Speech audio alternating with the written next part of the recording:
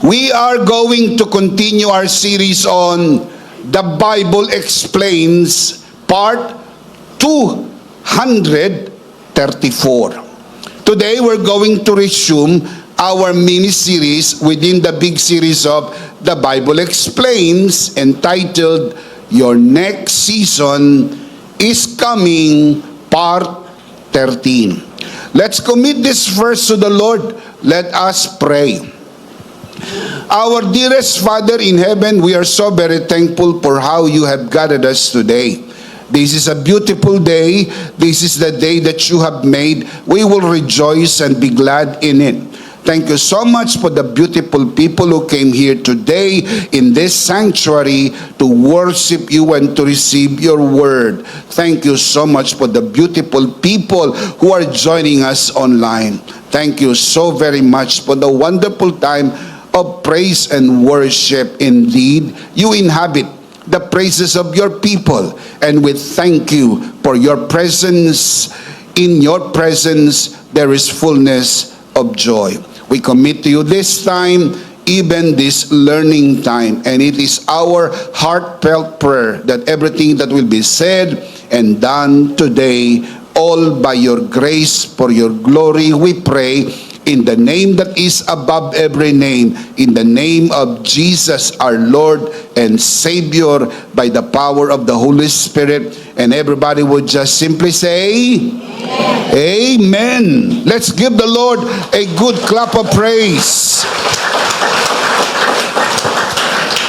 Ipagpapatuloy na po natin ang ating pong series na nabinbin dahil nagbigay tayo ng daan sa ilang mga pagtuturo at pangangaral na hinihingi ng pagkakataon. We're going to resume our series on Your Next Season is Coming. We have discussed a lot of things in this series. In fact, we already covered at least 12 Bible characters in the Old Testament. We talk about Noah, Abraham, Jacob, Joseph. We already discussed the life of Moses, Joshua, Rahab, Gideon. We talk about Hannah, Samuel, David, and Solomon.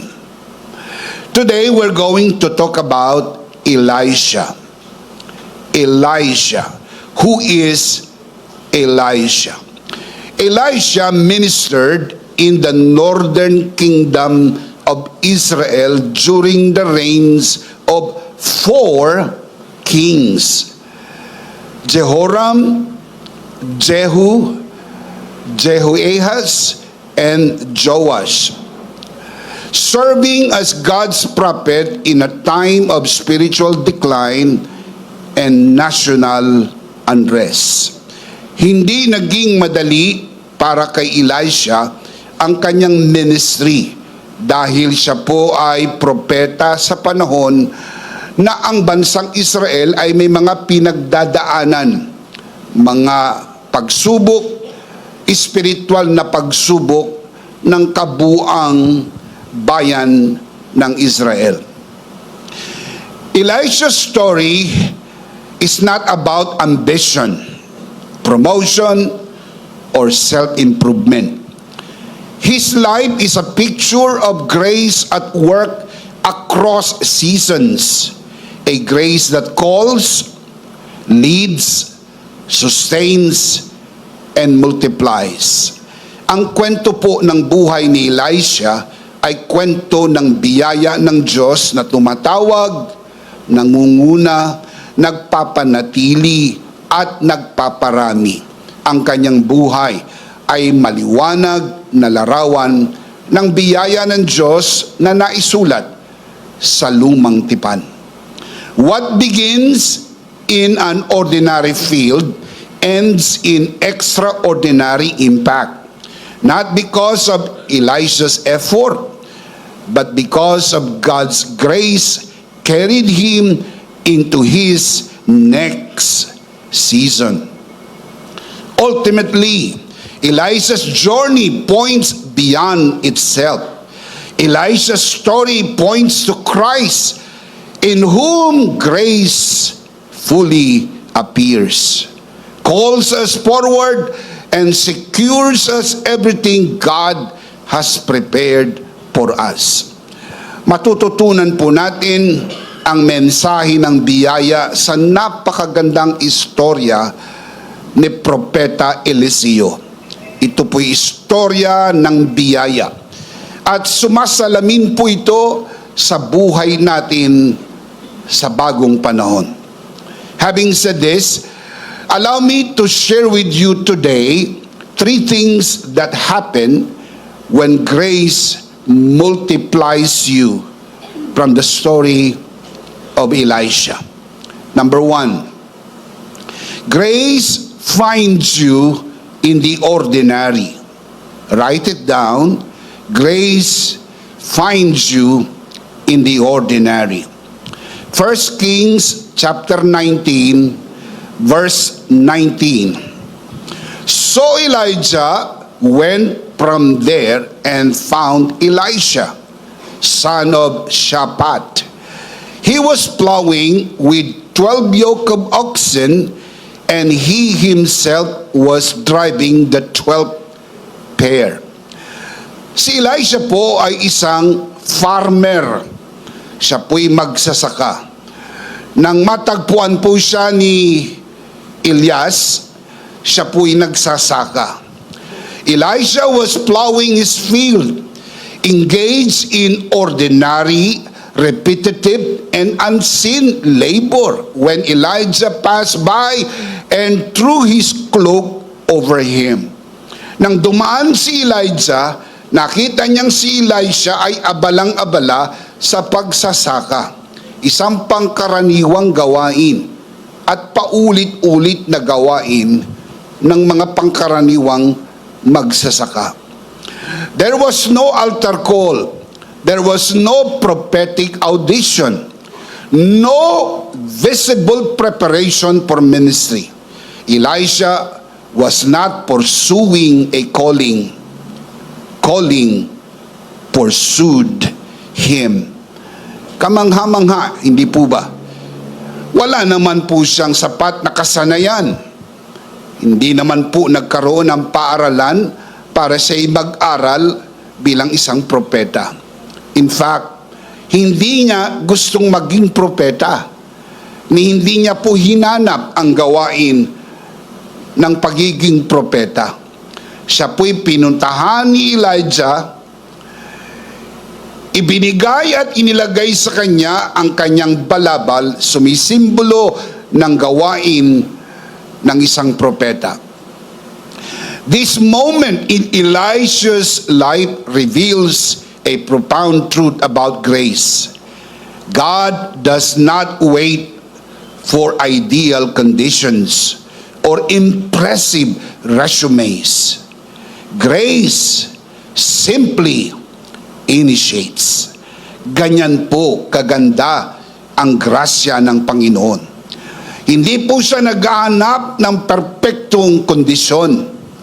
Hindi rin po siya naghahanap ng impressive resume. Kung meron, hindi masama, pero hindi requirement. At ito po ay larawan ng biyaya ang nagsimula ng lahat-lahat sa buhay ni Elisha nang siya'y tawagin sa gawain bilang isang propeta. Grace does not operate on the basis of human qualification. Grace meets people where they are, not where they think they should be. Kinakatagpo tayo ng biyaya kung saan tayo naroon, hindi kung saan dapat tayo nandoon. Kailangan nating isipin ng biyaya ng Diyos sa higit na dakila sa ating pangkasalukuyang kalagayan. Kaya hindi siya naghahanap ng perpektong sitwasyon. Sa panahon ng pangkaraniwang gawain, sa araw ng pagpasok mo sa pabrika, sa opisina, o sa pang-araw-araw nating buhay, sa iyong pagmamaneho, sa iyong pagtatrabaho, sa iyong pagninegosyo, sa iyong pagpapamilya na hindi mo man lang naisip o sumagi sa iyong isip na ito na ang dakilang araw na maihahayag sa buhay ko ang biyaya ng Diyos. Walang nakapag-isip, hindi sumagi sa isip ni Elijah that this day is the greatest day of his life. That Elijah passed by, threw his cloak around him, and that made his life the next prophet of Israel. Amazing, isn't it? Elisha's calling was not triggered by ambition or self-promotion, but by God's sovereign choice. Hindi po pinili ni Elisha maging propeta. Pinili ng Diyos na siya'y maging propeta. Hindi kanya tinawag dahil handa ka na. Tinawag kanya, kaya kanya inihanda. Inuulit ko po, napakahalaga ng sinabi ko.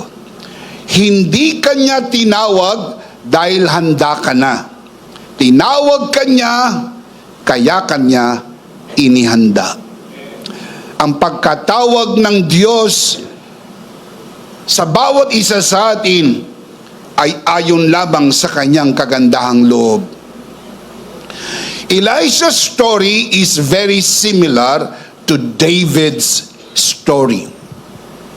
David had no visible qualifications, no ambition to become a king. Compared with his brothers, he had no ambition. Ang may ambisyong maging hari ay si Eliab, si Kuya Eliab, ang panganay na anak ni Jesse. Si David, pangkaraniwan. Nandun po siya sa bukid, gumagawa ng pangkaraniwang gawain ng pag-aalaga ng tupa. Katulad ni Elisha, nasa bukid din, gumagawa ng pangkaraniwang gawain ng isang magsasaka. Hindi sumagi sa isip o guni-guni man lang ni David na siya ang susunod na hari ng Israel. Ganon din naman si Elisha. Ang tumayo sa anino ni Elijah ay nakakatakot at hindi man lang karapat-dapat. Pag nabalitaan mo mga milagrong ginawa ni Elijah, hindi mo gugustuhing sundan ang kanyang mga yapak, sapagkat ang kanyang mga yapak ay malaki para isukat sa iyong mga paa. Isipin po natin ang pagkakatulad. Ito'y naglalarawan ng parehas na kwento ng grasya ng Diyos. Under the new covenant, this truth is even clearer. Paul tells us that believers were chosen before the foundation of the world, according to the good pleasure of His will. Ephesians chapter 1 verses 4 to 6. Nang tinawag po tayo ng Diyos ayon sa kanyang grasya, hindi pa po tayo ipinapanganak.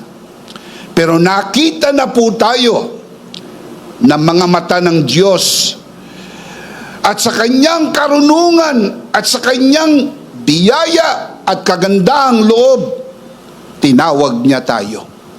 Hindi dahil sa anumang angking kakayahan na mayroon tayo. Nilinaw ni Apostol Pablo, it is according to the good pleasure of His divine will. Grace does not follow qualification. Take note, grace does not follow qualification. It is the other way around. Qualification follows grace. Grace does not call the qualified. He qualifies those He calls. Can you say amen? Amen. In Christ, His finished work secures our acceptance before any assignment begins. Hindi ho tayo tinanggap ng Diyos dahil sa mga nagawa natin o mga ipinangako nating magagawa natin. Wala pa tayong nagagawa. In fact, makasalanan pa tayo. Nasa pusali at naglulublob pa tayo sa pusali ng kasalanan. Minahal na tayo ng Diyos. Tinawag na tayo ng Kanyang grasya. Wala kang napatunayan para mahalin ka ng Diyos. Wala kang napatunayan para tanggapin ka ng Diyos. Kung kaya't ilagay lagi sa isip, dakila ang biyaya ng Diyos.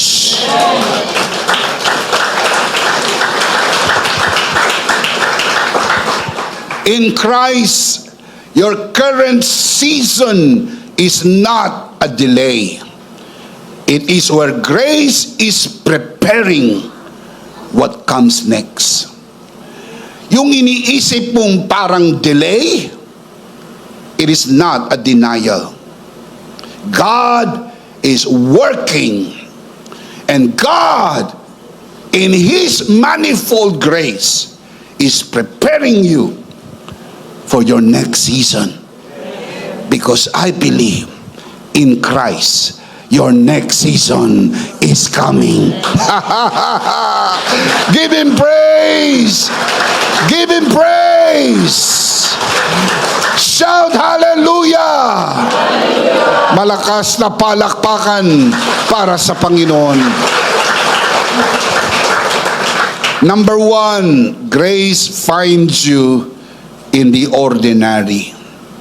Number two, grace invites you to follow. Write it down. Grace invites you to follow.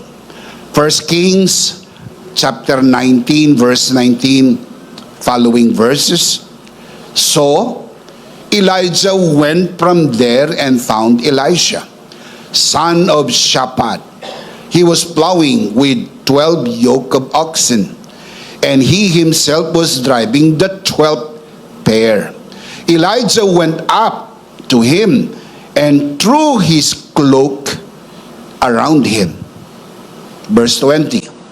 Elisha then left his oxen and ran after Elijah. Let me kiss my father and mother goodbye, he said, and then I will come with you. Go back. Elijah replied, what have I done to you? So Elijah left him and went back. He took his yoke of oxen and slaughtered them. He burned the plowing equipment to cook the meat and gave it to the people, and they ate. Then he set out to follow Elijah and became his servant. Ang istorya ni Elisha ay istorya ng biyaya ng Diyos. Siya'y abala sa pagsasaka. Dumating si Elijah. Itinapon sa kanya o inilagay sa kanyang paligid ang balabal. Ito po'y simbolo ng imbitasyon. Inaanyayahan niya si Elisha na maging lingkod and eventually maging propeta. Si Elisha po ay anak ng well-off family. Pero po silang malaking bukid. In fact, nang matagpuan po siya ni Elijah, sinasaka yung kanilang bukid ng 12 yoke of oxen. 24 na baka po yun. Ang isang yoke ay pares. So if you do the math, meron pong 24 oxens. At ang pang-12 ay siya mismo ang nagsasaka. At meron silang mga tauhan na nagsasaka ng araw na iyon. Ang pang-12 na oxen or yoke of oxen ay siya mismo ang nagda-drive.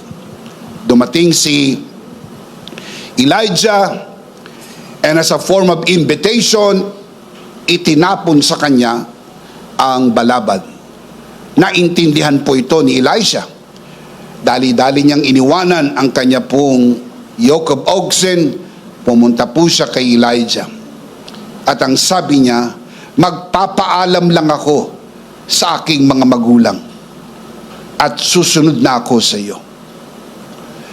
At nang siya'y bumalik, nagpaalam sa magulang at kanyang pinatay ang kanyang yoke of oxen. Yun po ay 2 baka. Ang isang yoke ay 2 baka.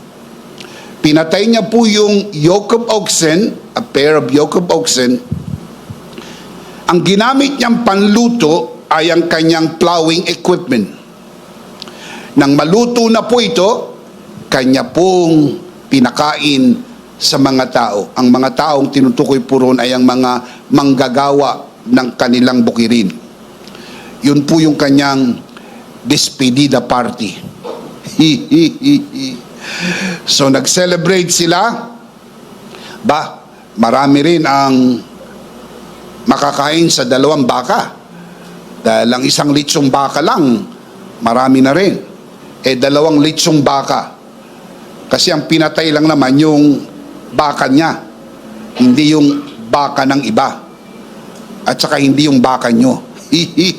Pinatay po yung 2 baka at nag-celebrate sila, at mula ng araw na yun, siya po'y sumunod na kay Elijah.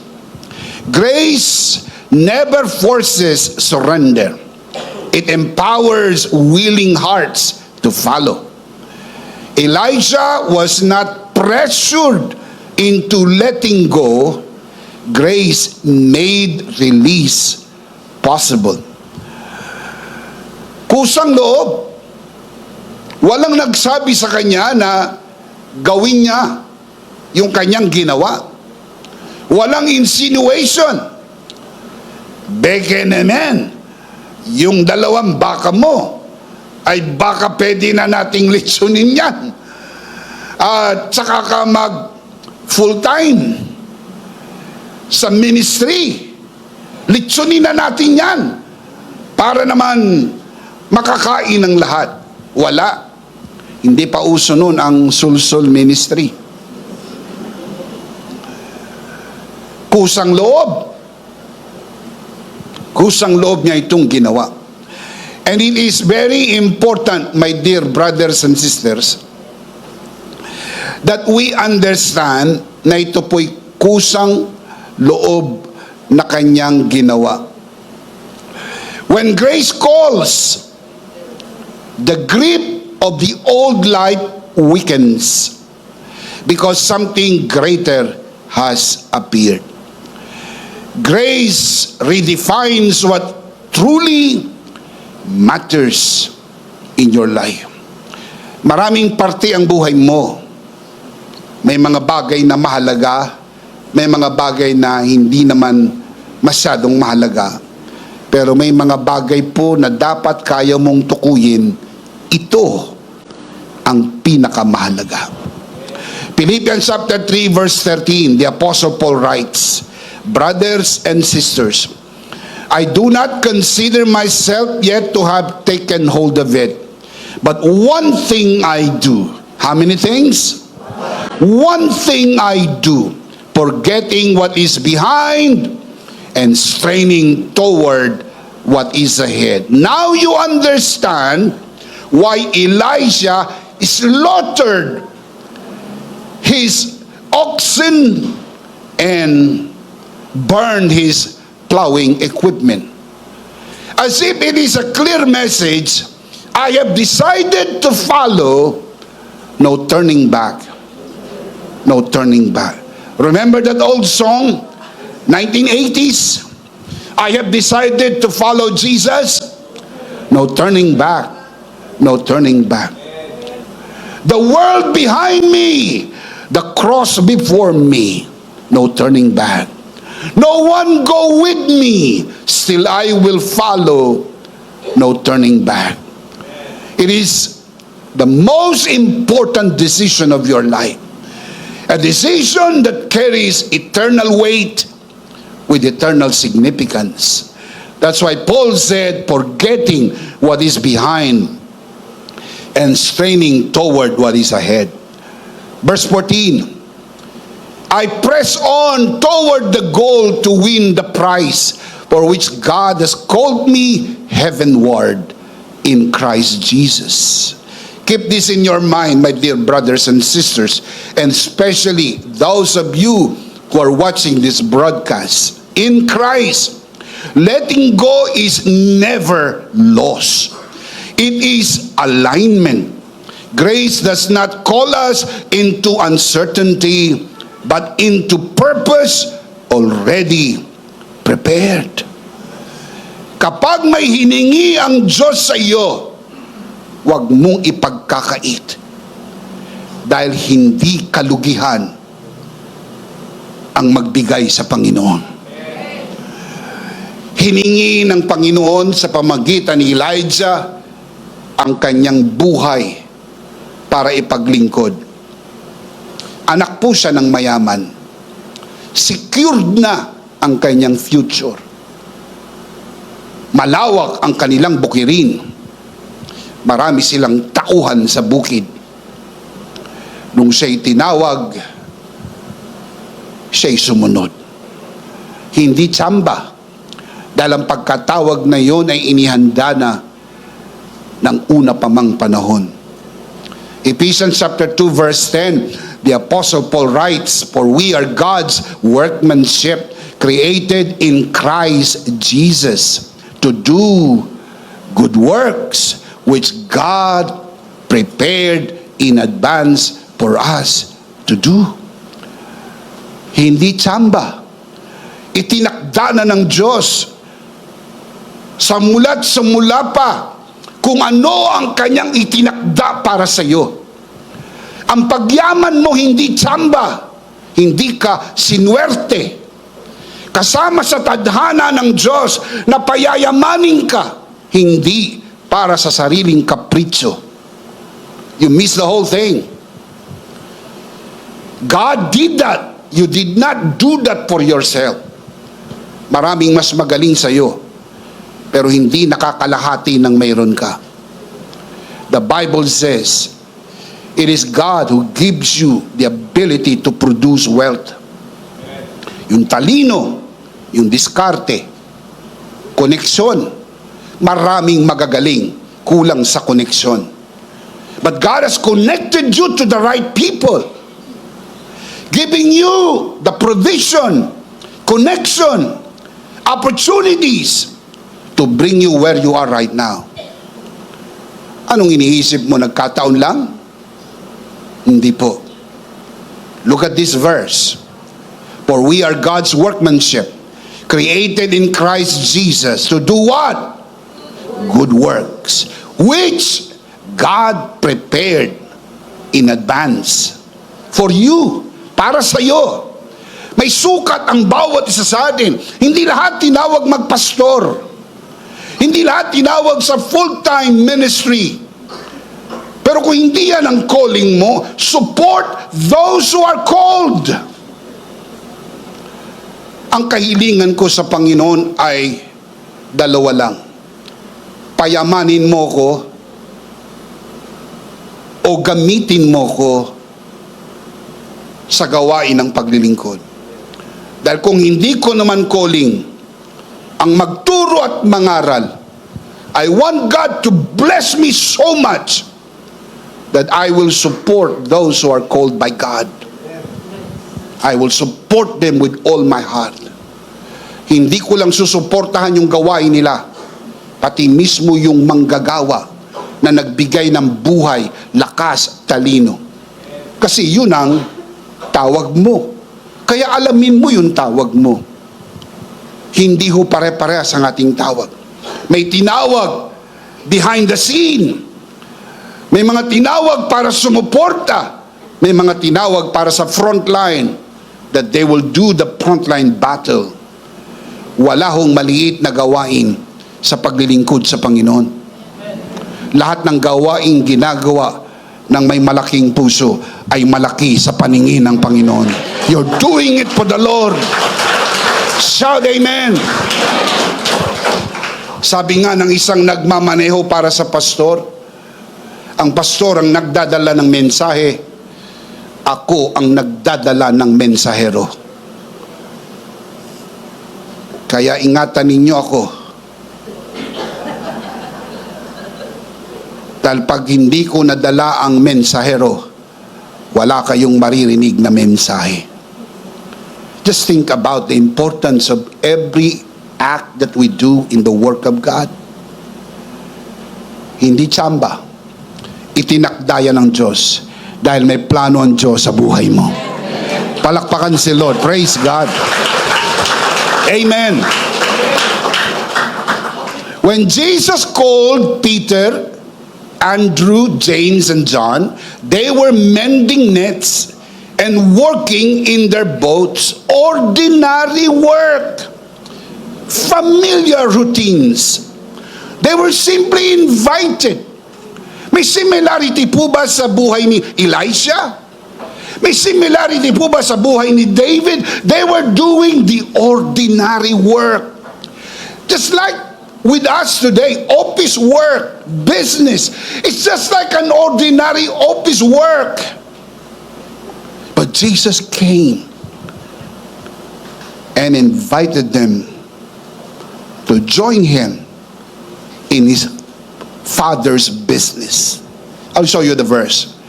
Matthew chapter 4 verse 18, following verses. And Jesus, walking by the Sea of Galilee, saw two brothers, Simon called Peter, and Andrew his brother, casting a net into the sea, for they were what? Fishermen. Verse 19. Then he said to them, follow me, and I will make you fishers of men. They immediately, what did they do? They immediately left their nets and followed him. Same thing what Elisha did, right? If you know the story of Elisha. Same thing happened with these disciples. Immediately, walang patumpik-tumpik. Hindi sinabing pag-isipan ko muna. Mag-PM na lang ako mamaya. Mag-email ako. Give me some time. Let me process it. Let me think about the pros and cons. No, they did not. Immediately, they left their nets and followed him. Verse 21. Going on from there, he saw two other brothers, James, son of Zebedee, and John, his brother, in the boat with Zebedee, their father, mending their nets. He called them. And immediately, they left the boat and their father. And what did they do? Followed Jesus. Interesting, isn't it? Walang delay. Walang procrastination. Mamaya na lang. Kausapin ko muna yung asawa ko kung papayag. Kasi may plano rin yung asawa ko para sa akin. Pag-usapan muna naming magkakamag-anak dahil ako lang ang inaasahan sa amin. Ako ang tagapagligtas ng aming kamag-anakan incorporated. Ako ang itinakdang Mesyas ng aming pamilya. Kung ibibigay ko ang buhay ko sa Panginoon, maglingkod, paano na ang pamilya ko? Para bagang hindi naisip ng Panginoon yun nung tawagin ka. Parang hindi isinama sa equation na tinawag ka, mapapabayaan ng pamilya. Nagkamali ata ang kwenta, nagkamali yata ang Diyos nang ilagay ang tawag sa iyo. Parang hindi mo naisip, nang tawagin ka ng Diyos, nakita niya ang buong buhay mo at alam niya ang kanyang ginagawa at ang Diyos ay palaging tama. Amen. Similarly, Matthew, the tax collector, rose from his booth And the moment Jesus called him, he did the same thing. Matthew chapter 9 verse 9. As Jesus went on from there, he saw a man named Matthew sitting at the tax collector's booth. "Follow me," he told him. And Matthew got up and followed him. Amazing. Walang patumpik-tumpik. Walang panghihinayang. Ibinigay nila ang kanilang buhay sa Panginoon. Grace does not tell us to follow so we can be accepted by God. Grace tells us that because we are already accepted in Christ, we are now free and willing to follow. Yun ang mensahe ng grasya. Hindi mo kailangan sumunod para matanggap ka ng Diyos. Tinanggap ka niya muna. Kaya naging madali para sa iyo ang sumunod dahil mabuti ang Diyos, mabiyaya ang Diyos. Shout amen. Number 2, grace invites you to follow. Number 3, I'm starting to close. Grace multiplies your life. Write it down. Grace multiplies your life. 2 Kings chapter 2 verse 11. Moving forward sa story ni Elijah at ni Elisha. Approximately, sabi ng mga scholar, this is between 6 to 8 years na ang lumipas.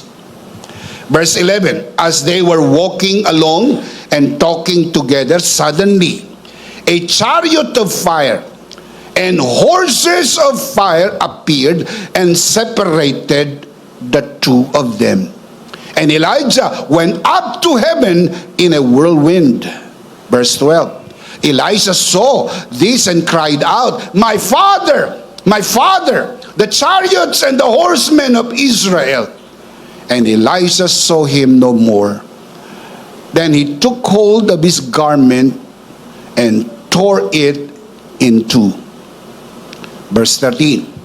Elisha then picked up Elijah's cloak that had fallen from him and went back and stood on the bank of Jordan. And the rest is history. Kinuha na si Elijah. Now it is Elisha's ministry. When Elisha left his farm, slaughtered the oxen, and burned his plowing equipment, grace multiplied his light, resulting in more recorded miracles than Elijah. If you read the story, Elijah performed 8 major miracles. 8. Elijah. Elisha performed 16 major miracles recorded.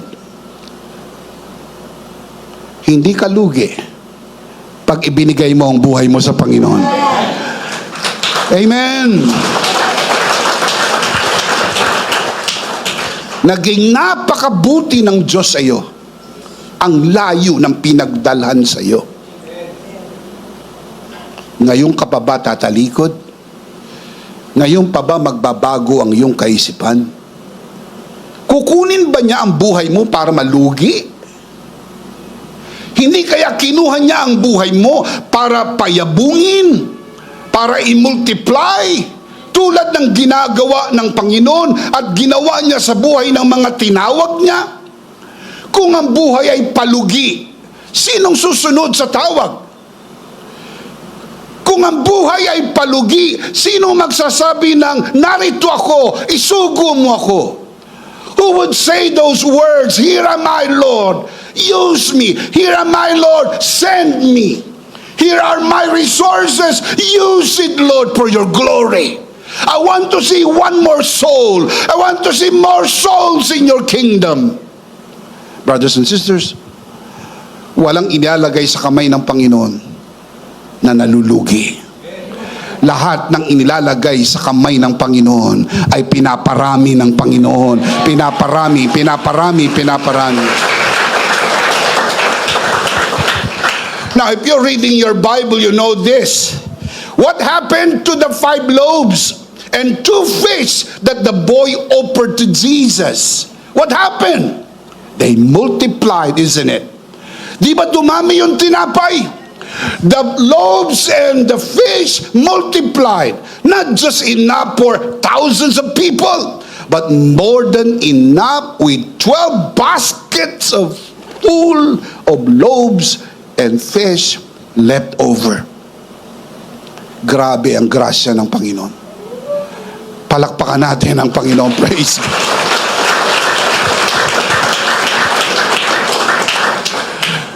What did Jesus say about the life of those who believe Him? Pag naniwala ka sa Kanya, malugi ang buhay mo? Hindi Pag naniwala ka sa Kanya at sumunod ka sa Kanya, pararamihin niya ang iyong buhay. I'll show you. John 14:12. Jesus said, "Most assuredly I say to you, he who believes in me, the works that I do, he will do also, and greater works than this he will do, because I go to my Father."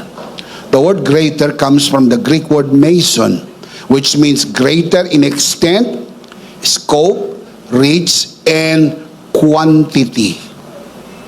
Hindi mo madadaig ang kalidad ng mga milagro ni Jesus, pero mas maraming milagro ang mga mangyayari sa kapanahunan sapagkat mas marami ang mga tao at opportunity na mayroon tayo kaysa ng opportunity ng Panginoon. Jesus only served for 3 years. And many of us, and some of you who are watching this broadcast, you've been serving the Lord all your life. I got saved when I was 8 years old. I became a pastor when I was 18. And I am nearly 60 years old to this year.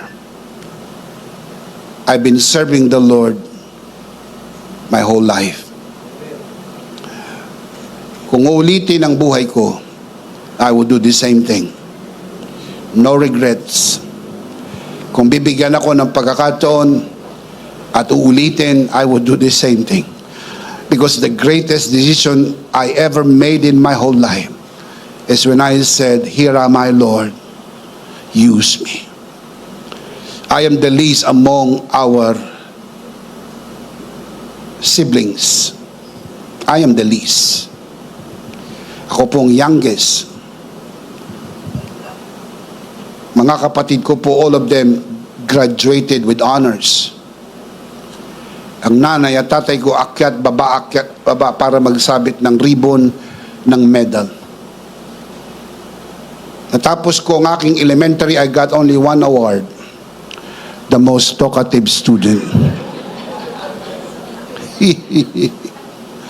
And I am very proud. Little did I know that I'll be using it the rest of my whole life. Talk, talk, talk. At least I talk. Wala akong katok. And I asked the Lord to give me a partner in life so I can do what God has called me. The second thing that ever happened to my life, nang ibigay ng Diyos si Pastora Diyos sa buhay ko, and we together fulfill the call of God in our life, bringing the most beautiful message. If I'll be given a chance, I'll do the same thing. I will continually choose her in my whole life. Ito pong nakikita po ninyo, what we do together cannot be done by one person. Thank God for giving us the family, our 2 daughters. Now God has given us our grandchildren. Ano po ang panata namin? Bago nagtapos ang taon na ito, we prayed together. We talked together. We made our decision that this family will serve the Lord the rest of our life. We will serve the Lord. Say amen. Minultiply ng Panginoon ang buhay ng batang ito, reaching the whole nation, Luzon, Visayas, and Mindanao. Nations of the world. Pag naiisip ko, pag nakikita ko, so humbling to think about kung saan dinala ng Panginoon ang gawain na ito. Kung saan nakarating ang mga booklets and e-books in different parts of the world. I would even say, sino ang batang ito?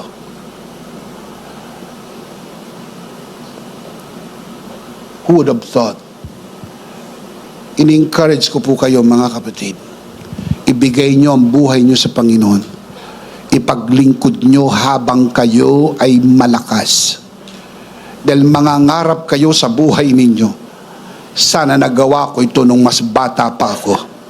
At the prime years of your life, huwag mong ubusin sa karir. Huwag mong ubusin sa negosyo. Remember thy Creator in the days of your youth.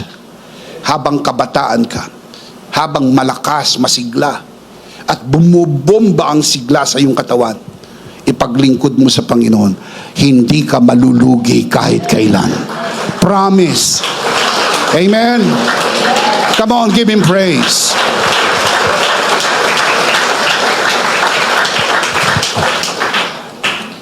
The secular world can bring you this far, but the calling of God will bring you farther. Think about it. Process it in your mind. Kasi ako'y naniniwala, lahat ng tinawag, at alam mo naman kung tinawag ka, hindi palugi ang buhay. Lahat ng tinawag, nagmo-multiply. Can you say amen? Why we say this? Because this is what we believe. What happened to the lives of Christ's disciples after they followed Him? Their lives were multiplied by grace. What they lay down, their nets, boats, and catch, God used their lives to expand His work to the ends of the earth. Hindi sila lugi. Ang iba kailangan isuko ang karir nila. Ang iba kailangan isuko ang kanilang mga pangarap. Palagay mo ba hindi tutuparin ng Diyos yung pangarap mo? Dahil ikaw ay sumagot ng oo sa tawag? Imumultiply pa niya yung pangarap na yan. Dahil kahit hindi mo pinangarap, ibibigay na rin sa iyo ng Panginoon because you said the right thing. Mga kapatid, probably 2 or 3 days ago, I made some counting. We've been to nearly 40 international locations in our whole life. Never in my wildest dream that this would happen. In different continents of the world, meeting lots of people in different parts of the world. Why? Because when I was 8 years old, I said, Lord, I give you my life. It's never too late. Bishop, matanda na ako para ialay ko ang buhay ko sa Panginoon. Makinig po. Walang buhay na hindi kayang gamitin ng Panginoon. Bata, matanda, kaya niyang gamitin. Ordinary disciples became powerful witnesses. And through Christ's finished work, their impact reached the whole world. Their impact. Yung influence mo na umiikot lang sa loob ng bahay mo. Once you made the decision, Lord, use me, use my resources. Remember what Jesus said?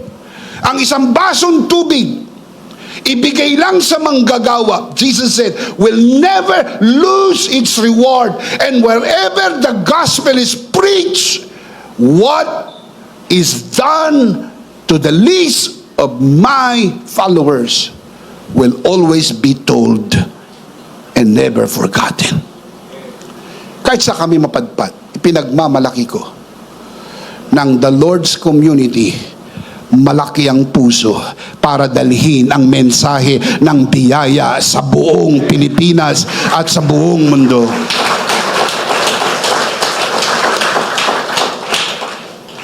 There is no church in the world that I want to be only in this church. Because in this church, we know our calling.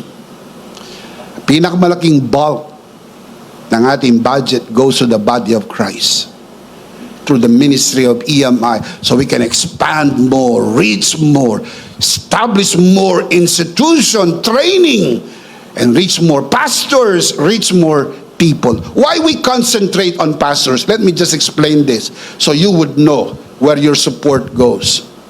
Why we concentrate on pastors? Because of exponential growth. Pag sinabi nyo pong 10 to the second power, it tells you how many times you multiply the base number. So 10 to the second power is 10 times 10 equals 100. That is exponential. I'll tell you what multiplication is. Multiplication is this: 10 times 2 equals 20. Multiplication is good. If that is your calling, it's good. Pero hindi lahat ay tinawag ng pare-parehas. Our calling, the Lord's community and EMI as a whole, our calling is exponential. We focus on the pastors. That's why we are connected to over 500 churches and over thousands of pastors from different places. And we are providing it for free. And you should be proud of yourself if you are part of this church or even part of this ministry as a whole, mga nanonood sa broadcast. You should be proud of yourself because we are doing the heart of God to bring the gospel of grace to the nations of the world. Can you shout amen? Palakpakan natin ang Panginoon. Praise God. What happened to the Apostle Paul's life when he decided to follow Jesus? His life was multiplied by grace, turning a persecutor into an apostle who planted churches, wrote half of the New Testament, and reached generations far beyond his lifetime. Tapos na ang kanyang buhay, yet yung reach ng buhay ni Paul have reached thousands and thousands and millions of people beyond his lifetime. This is a living proof that what grace receives, it multiplies. Pag tinanggap ng grasya ang buhay mo, at ang buhay mo'y tumanggap ng grasya, pinaparami ng Panginoon. Palakpakan natin si Lord. Praise God. Let's see them again. 3 things when grace multiplies your life. Let's read them out loud. Ready? Number 1, grace finds you in the ordinary. Number 2, grace invites you to follow. Number 3, grace multiplies your life. Now let me close by giving you the life application. Number 1, stay where you are until grace moves you. Huwag magalaw sa aparato. Huwag kang gagalaw hanggang hindi ka pinagagalaw ng Panginoon. Kapag walang green light, never move. What's the lesson? Wait for the green light. Ang may hawak ng green light ay hindi ang asawa mo. hindi ang magulang mo, hindi rin ikaw. Ang may hawak ng green light ay ang Panginoon. Stay where you are until grace moves you. Elijah was faithfully plowing his field when grace found him. He did not leave his work until God's call came through Elijah. Andun lang siya, doing the routine. Pero ang game changer nung dumaan si Elijah. Elijah's season of ordinary faithfulness was not a delay, but a preparation. Because grace always knows the right time to move a person forward. You don't have to be genius to know this. Kapag red light, stop. You have to stop. And when there is a green light, it's time to go. Wait for the green light. Alam ng Lord kung kailan ibibigay ang green light. In Christ, we do not force transitions. I want to say that again. You do not force it. No one forces it. In Christ, we do not force transitions. We remain faithful where we are until grace clearly leads us where? Into the next season, because we believe in Christ, my next season is coming. Give him praise, give him praise, give him praise. Number 2, release what grace is asking you to let go of. Release what grace is asking you to let go of. When Elisha burned his plow and slaughtered his oxen, he was not acting out of pressure or fear, but responding to grace. Huwag kang ma-pressure ng asawa mo, magulang mo, o ng biyanan mo, o ng manugang mo, o kung sino man Poncio Pilato. Huwag kang magpa-pressure. Mag-asawa ka na! Tanda mo! Huwag. May tamang panahon sa lahat ng bagay. Ba't ka mag-aasawa dahil matanda ka na? Mag-asawa ka na, hindi ka na magkakaanak. Gurang ka na. Yun ang sabi ng mundo. Pero kung hindi pa tamang panahon, wala pa yung tamang tao, you just wait. May magandang plano ang Diyos sa buhay mo. He has a wonderful plan for your life. Can you say amen? Amen. Imposible ka nang magkaanak. Sa Diyos, walang imposible. Palakpakan si Lord, sa Diyos, walang imposible.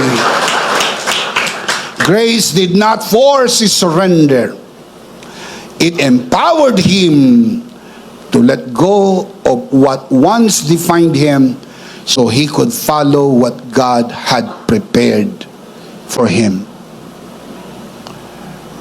Ang kanyang definition, a farmer, sabi ni God, give it to me and I will make you a prophet. God did. He became a prophet. The definition of the disciples' lives, we are fishermen. Jesus said, follow me and I'll make you fishers of men. From fishermen becoming fishers of men. Paul, when he gave his life to the Lord, from a persecutor to an apostle, walang hindi kaya baguhin ang grasya ng Panginoon. In Christ, letting go is never loss. It is alignment. Because grace always replaces what we release with something greater. Yung 5 tinapay at 2 isda nang i-release ng bata, dumami at sumobra pa. Nang ibigay ng mga alagad ang kanilang buhay, dumami at napakinabangan ng buong mundo.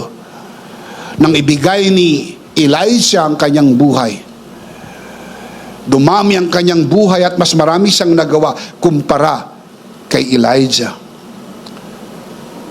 Ilang beses ko bang sasabihin sa inyo, hindi nalulugi ang buhay na inaalay sa Panginoon. Palakpakan si Lord. Give it to Him.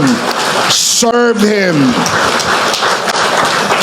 In Christ, letting go is never lost. Please remember that. Number 3, I'll close with this. Wait until grace multiplies you. Bawal mainip. Yan po ang pinakamalaking struggle natin, including myself. Naiinip tayo. Wait, hintay lang.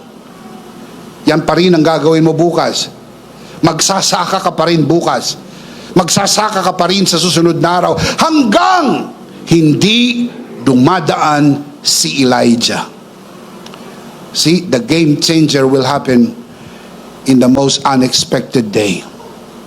Elijah did not chase title or position after Elijah was taken up. He simply picked up the mantle that grace had already provided. Elisha trusted God's timing, and in that waiting, grace multiplied his light beyond what he could have achieved on his own. This is the only best thing you can do. What God has prepared for you is grandeur, beyond your wildest imagination. But you have to trust Him every step of the way. Hindi niya pinangako magiging magaang ang lahat ng lakbayin. Pero pinangako niya, hindi man maganda ang panahon, hindi man maganda ang kondisyon, hindi kita iiwanan, hindi kita pababayaan. Sapat at tapat ang biyaya ng Diyos sa lahat ng panahon. Shout Amen. Keep this in your mind. In Christ, multiplication is never rushed or forced. Multiplication unfolds as we rest in grace and allow God to expand what He began. May sinimula na po ba ang Diyos sa buhay natin? He will expand this and continually expand this until He completely fulfilled what He has prepared in advance for you to do. So at the end, you will be the happiest person on the face of the earth. Give Him praise. Give Him praise. Let's see them again. 3 life application. You can see this on your screen. Let's read them out loud. Everybody, lahat sabay-sabay, malakas. Application number 1. Stay where you are until grace moves you. Number 2. Release what grace is asking you to let go of. And number 3. Wait until grace multiplies you. And the big idea is, in Christ, my next season is coming. Are you in Christ? Your next season is coming. Of course, we do not want to end this broadcast without giving you the opportunity to receive Jesus today, so you can start with your new season, because Jesus is the beginning of the new season. Tanggapin mo ang Panginoong Hesus at maligtas ka. Manalangin po tayo. Itaas natin ang ating 2 kamay. Lahat ng narito sa loob ng bulwagan na ito, I'll be asking your good heart. Samahan natin sa prayer ang ating mga bisita sa broadcast na ito. Nakataas ang ating 2 kamay, nakapikit ang mata at sumunod sa panalangin ng pagtanggap. If you will do this for the first time, ariin mo na ito isang personal mong panalangin at bigkasin ng panalangin ng taos-puso. Manalangin tayo. Panginoong Hesus, ako po'y makasalanan. Hindi ko po kayang iligtas ang aking sarili. Ako'y mapapahamak nang hiwalay sa iyo. Narinig ko po ang mabuting balita. Ako po'y naniniwala, tinatanggap kita sa aking puso bilang aking Panginoon at aking tagapagligtas. Salamat po, pinatawad mo na ang aking mga kasalanan. Isinulat mo na ang aking pangalan sa aklat ng buhay. Sa pangalan ng Panginoong Hesus, Amen. Ako na lang po mananalangin, Ama, sa oras na ito. Tinataas ko po sa harapan ng sino man sa loob man ng bulwagan na ito, at lalo na sa mga nanonood sa broadcast, ang nanalangin ng pagtanggap sa unang pagkakataon. Ang aming panalangin na sila'y lumago sa biyaya at sa bagong natagpuang pananampalataya sa pangalan ng Panginoong Hesus. Tayong lahat ay magsabi ng Amen. Palakpakan po natin ang Panginoon. Ihanda po natin ang ating communion elements, mga kabiyaya. Tayo po'y magkakaroon ng banal na komunyon, and let's do this together.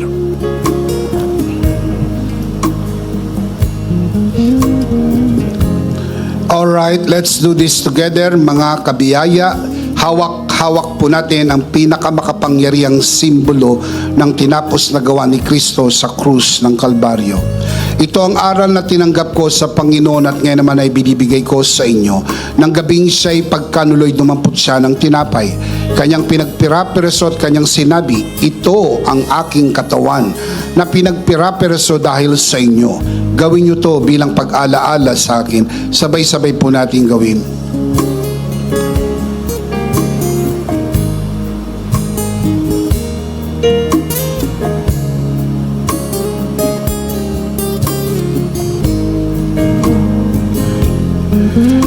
Gayon din naman matapos maghapunan ay kanyang hinawakan ng saro at kanyang sinabi, ito ang saro ng bagong tipan na pinagtibay ng aking dugo.